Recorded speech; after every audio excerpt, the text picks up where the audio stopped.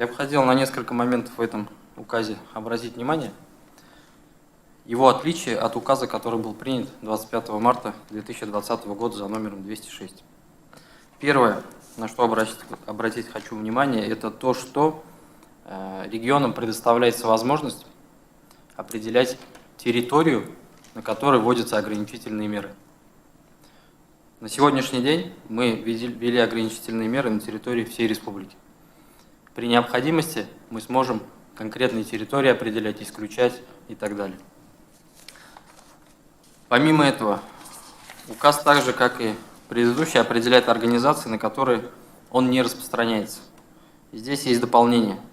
В частности, указ дополнен организациями, предоставляющими финансовые услуги в неотложных ситуациях. Это в первую очередь услуги по расчетам и платежам. Кроме того, указ определяет то, что на территории России продолжают работать системообразующие организации. При этом регионам предоставлена возможность приостановить их деятельность по согласованию с правительством России.